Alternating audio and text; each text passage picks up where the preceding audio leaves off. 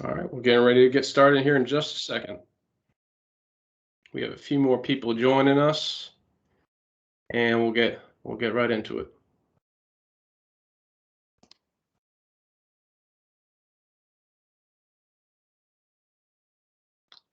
Good to see a lot of familiar faces. We've got some clients, some good partners, and actually some folks I hadn't met before. So glad to see everyone and joining us. This should be a good turnout. And the goal today is we're not going to get really into the weeds today on data breach, and there's a lot of areas we can explore, but today's is really just a high level. What I've learned in my research and process, and wanted to share with you some of those things that I think you can take away and take it to your organization. So before we get started, want to give you a few disclaimers.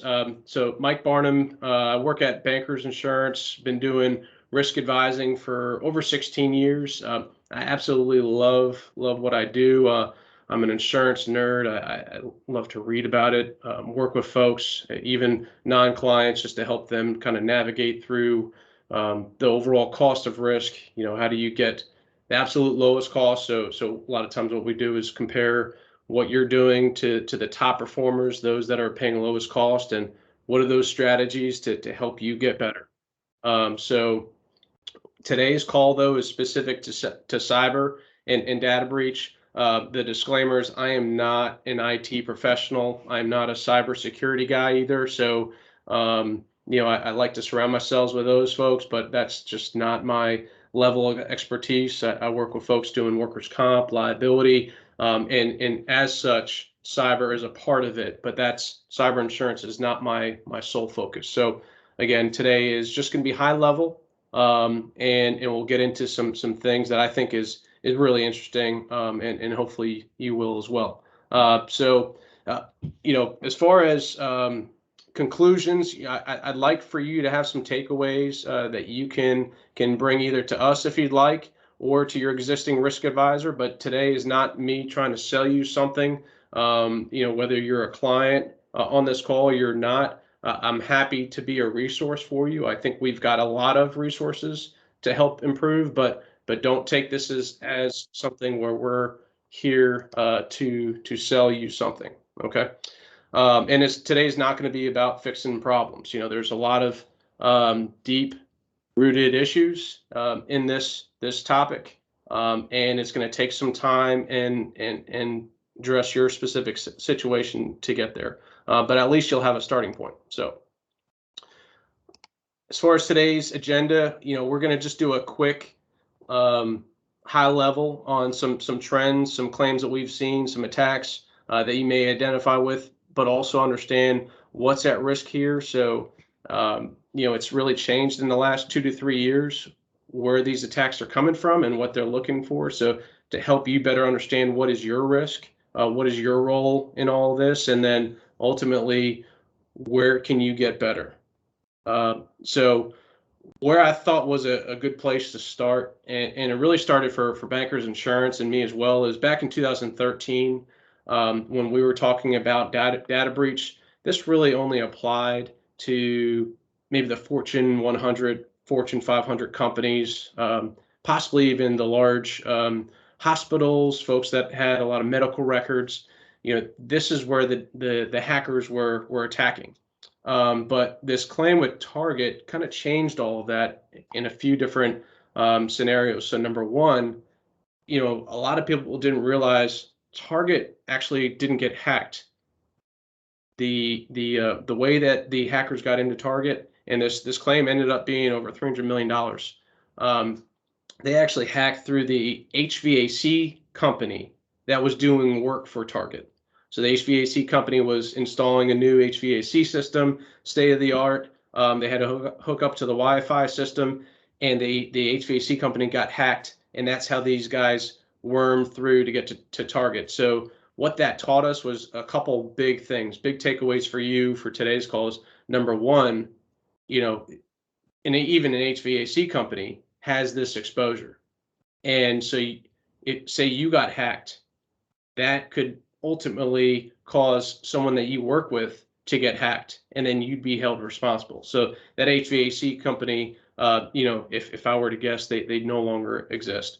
The other part to it, though, is not only do you need to look at your risk and your risk mitigation techniques and your firewalls and your IT, you've also got to look at what is that third party risk. So Target, had they looked at their HVAC contractor or whomever they work with in general, they might have better saw this coming. So your subcontractors, your vendors, your suppliers, your volunteers, that risk is brought against you in so many different ways, and so third party risk is a huge component to mitigating the data breaches. Another big claim, and this is more recent, obviously this year, is this Colonial Pipeline.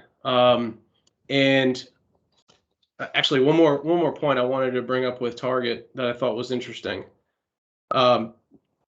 What happened with Target also is, and a lot of people don't know this, but their insurance, Target had insurance for data breach, but they only had approximately, I think it was $90 million of coverage. So they had less than 30% of the coverage that they needed for their true exposure. So in talking with a lot of businesses, they don't actually know how much coverage they need or what they're exposed to.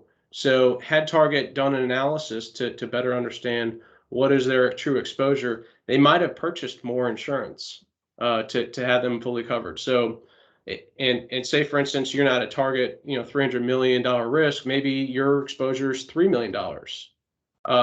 So when was the last time you reviewed what your exposure is? How much coverage do you think you need? And really, if say your exposure is $3 million, that doesn't necessarily mean you buy $3 million, but maybe based on your budget and the cost for this coverage, you're able to better understand what is your risk and make a more calculated decision to transfer that risk to the insurance company. So back to the Colonial Pipeline example, though, this I could probably spend an hour talking about this claim. It's just fascinating in a lot of different levels. Number one, though, is this company actually did a really good job mitigating the risk. So the CEO, a little background is the CEO found out about this data breach at 5:55 a.m. and in the next 15 minutes, he had 5,500 miles of pipeline shut down. And, that's, so you look at this giant area, 5,500 miles, 45% of the East Coast gas is coming from this pipeline. And he was able to shut it down in 15 minutes to prevent a further breach. So that was a incredible response plan that they were able to put in place prior to this attack. And we'll get into response plans later, but I wanted to point that out. Another interesting fact is, they wound up paying $5 million in the ransomware attack. The CEO did it in less than 24 hours. And, $5 million to a company like that is a drop in the bucket. But just think about the moral dilemma that he had, faced with this $5 million ransom. A lot of these attackers, these criminals, they're not perfect organizations where, I guess, just to be frank, a lot of them are terrorist-funded organizations. They're in dealing with drugs and all sorts of crime. And so you really, from a moral standpoint, don't want to support someone like that. But he ended up paying for it. And what's interesting is, man, this made so much news, affected so many individuals on the East Coast. I joke, don't mess with my gas money. But why I mean that is, typical ransom claims, they don't make the news like this. And because it did, it got the president's attention. It got the FBI's attention. And this was a huge victory because the FBI got involved and they were able to recoup 2.3 million in Bitcoin from these attackers. And that usually does not happen. So what this taught, what I learned about this is a few items. Number one, the FBI, I didn't realize it, they don't get involved in most data breach claims. So we're kind of all on our own here, which is scary.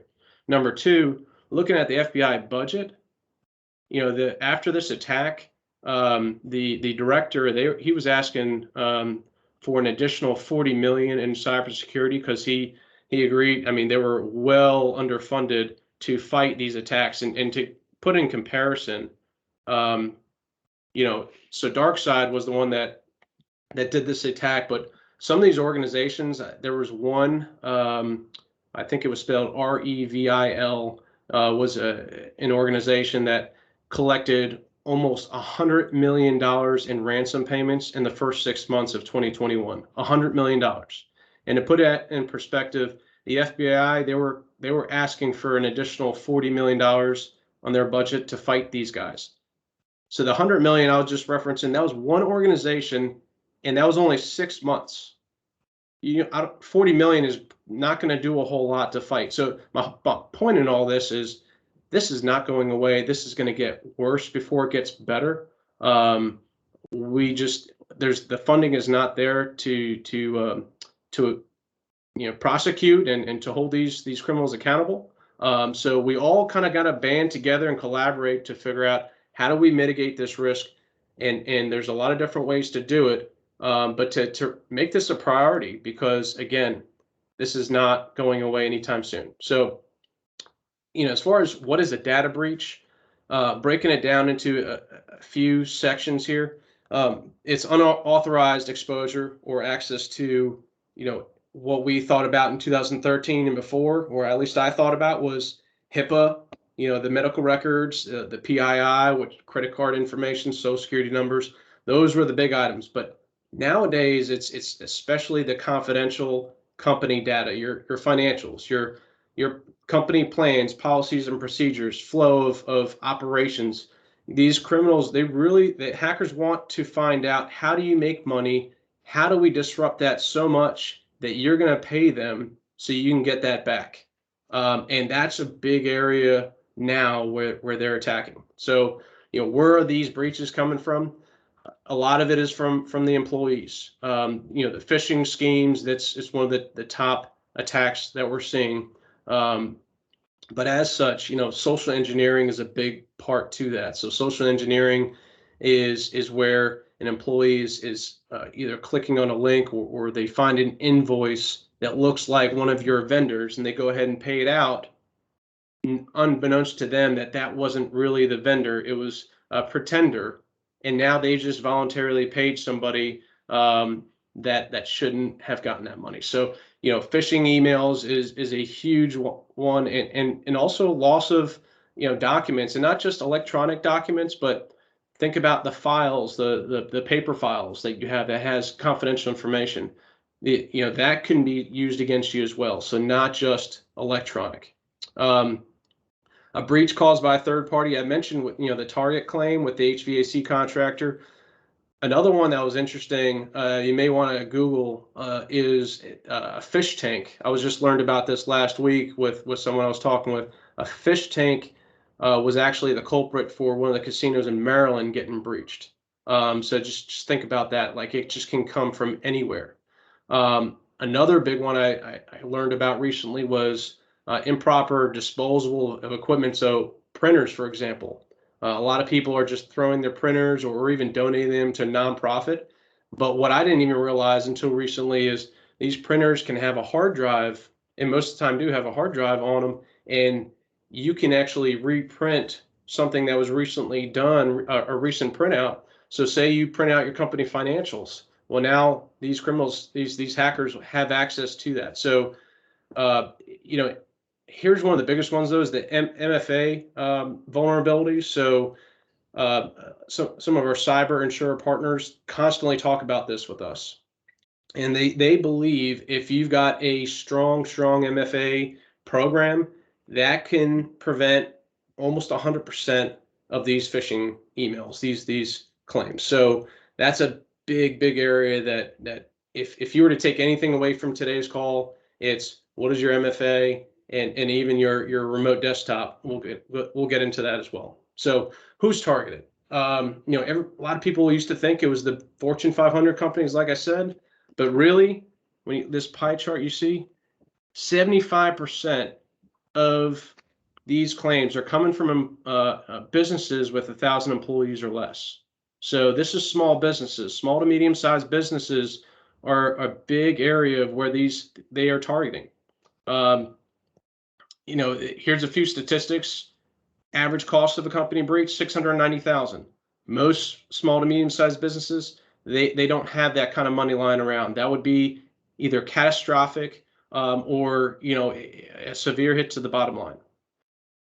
This is one of the most disturbing statistics, though, that I've read before, and many of you seen on our invite. 60% of small businesses close within 6 months of having a cyber attack, and that's just scary.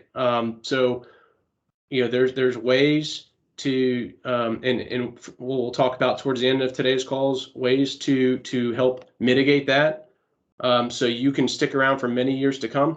But that's a big number. So who's at risk? Really, any type of business. As I'd mentioned, even an HVAC company is at risk of these breaches. So we used to think about the healthcare, right? That with the HIPAA, but really, all sorts of professional services, goods, consumer goods. There's a lot of different situations. Look, even real estate. So just because you do not have employees or you do not have a network does not necessarily mean you do not have any kind of cyber risk.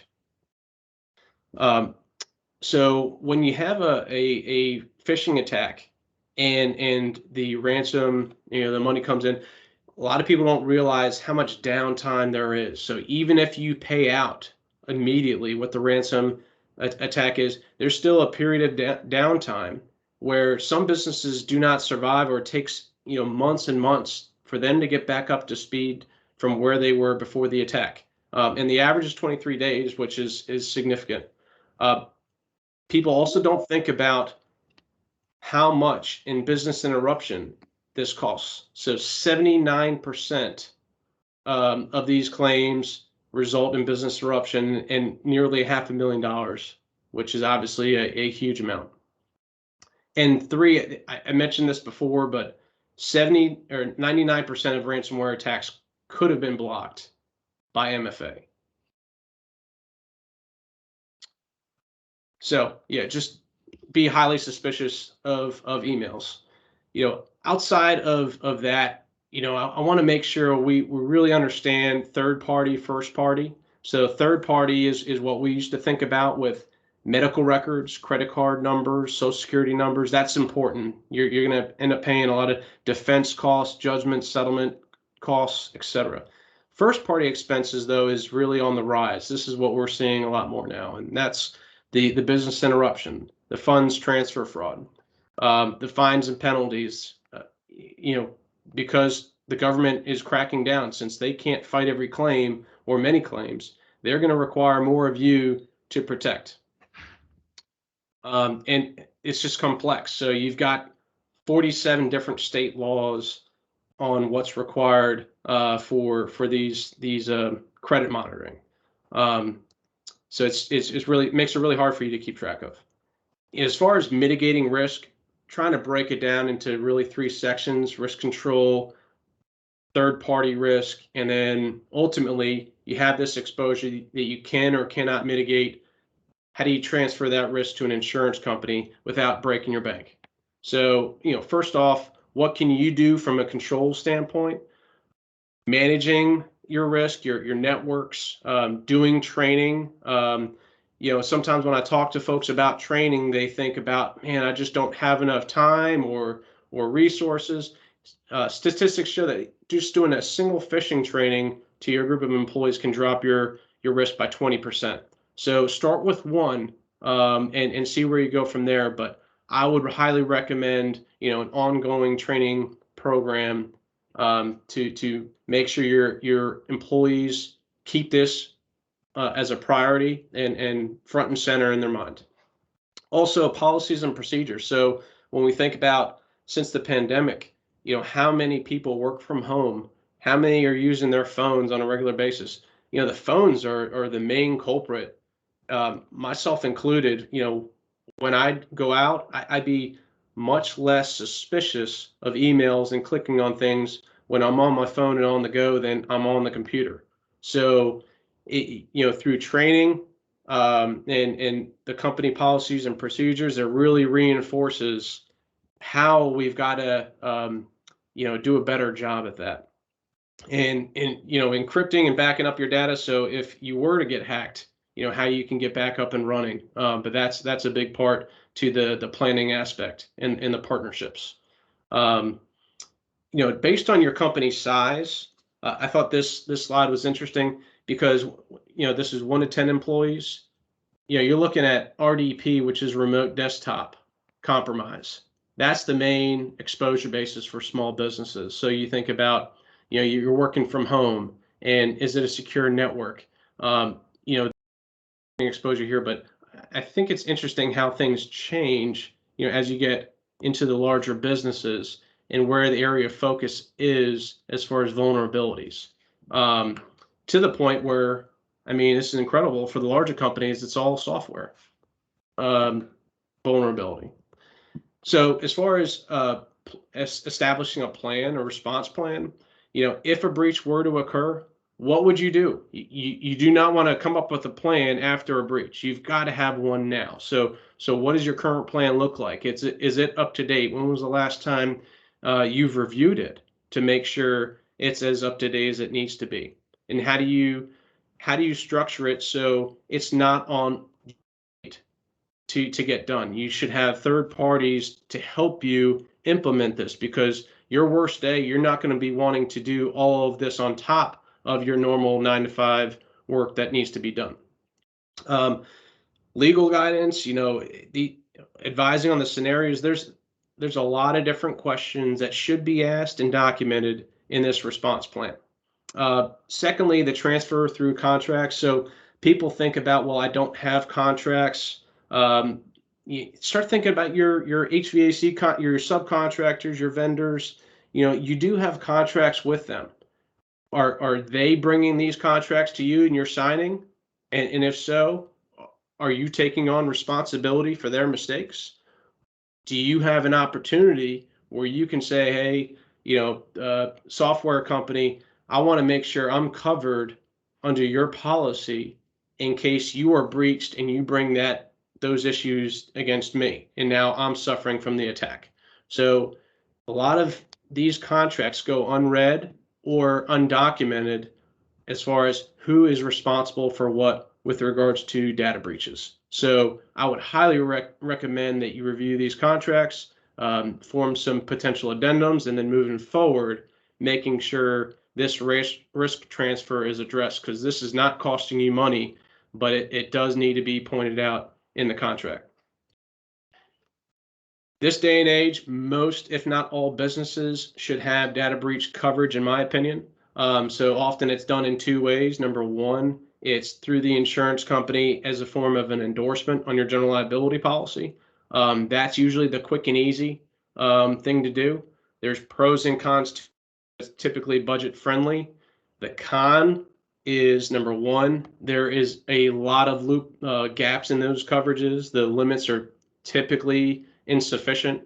A lot of times these insurance companies aren't doing what the especially cyber insurers, are doing to help protect you from a risk mitigation standpoint. So it's basically an expense reimbursement policy. The standalone policy is going to be much more robust. It's going to provide the coverages for business interruption, potentially for social engineering and other areas that you're going to need to have in today's data breach. It's also going to address limits. In a lot of carriers, they're even doing some vulnerability testings and discounted trainings. So it's, in a sense, it's an arm of your IT and cybersecurity departments, which is incredible. I've got a couple insurers that they do scans of their clients' cybersecurity once a month, and then in a huge scan before renewal each year. They also do scorecarding and testing, which is pretty neat. Here's an example of a recent client I had that they had the option A, the endorsement on their general liability policy for data breach. We started educating them on what's been happening with claims, and so they had us do an assessment for them, and the assessment was astounding. Yeah, there were a lot of issues, including two critical risk issues that this business owner had no idea. And actually, he was uninsurable in several carriers because of these ongoing issues. Some of them even charged him 300% more in premium because of the vulnerabilities. So what he discovered was there's some areas he needed to fix. He got them fixed in 30 days. And also he was able to learn what his true exposure was to risk because he was unaware of what that would be. So this modeling, I'm just giving you an example of what it may look like as far as limits. So really the takeaway today is, we hopefully everyone understands you are at risk. It's not just the big companies, it's not just the hospitals and the IT businesses. Everyone really is at risk. And hopefully from today, you're going to want to go out and be proactive with a response plan, some training ideas, third party risk, and really what am I covered for in the insurance company with the insurance company. So what I'd offer to you, and this again is not a sales ploy. I love what I do. I love helping people, and this is areas where I've helped others. Is we've looked at existing insurance policies for you and provided you what aren't you covered for, or maybe you ask your agent, what am I not covered for with the cyber insurance? Is my limit adequate? What vulnerabilities do I have right now? Can you have someone run an assessment for me? So if you want to reach out to me, I'm happy to provide that assessment for you as well. So you better understand, what does your scorecard look like? Something like this. And it's a full-blown 20+ page report, so you can get a lot out of that assessment. And we could also do a claims a claims calculator to see what limit should you have, or what range of limits should you have. And if I could be of any other assistance, resources, please don't hesitate to reach out to me. I have my email and my cell listed here, and would love to help you with any questions. And so without that, I'm going to see if we have any questions that have popped up.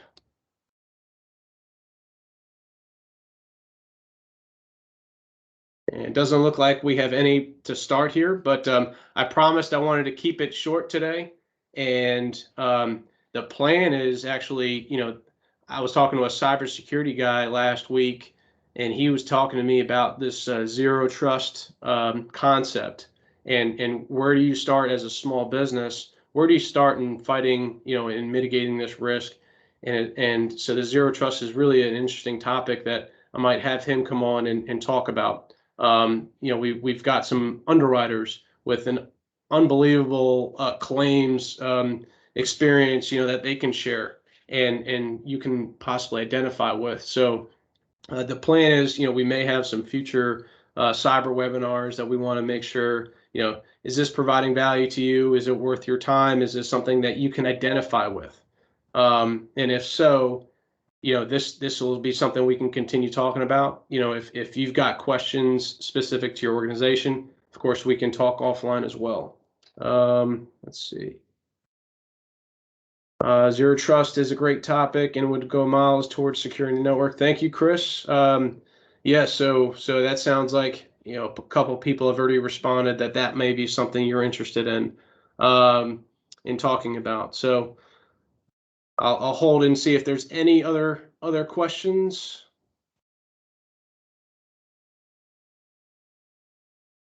And if not, it's been a pleasure talking with you all. I hope you've gotten something out of this, and we'll look forward to catching up again soon. Take care, everybody.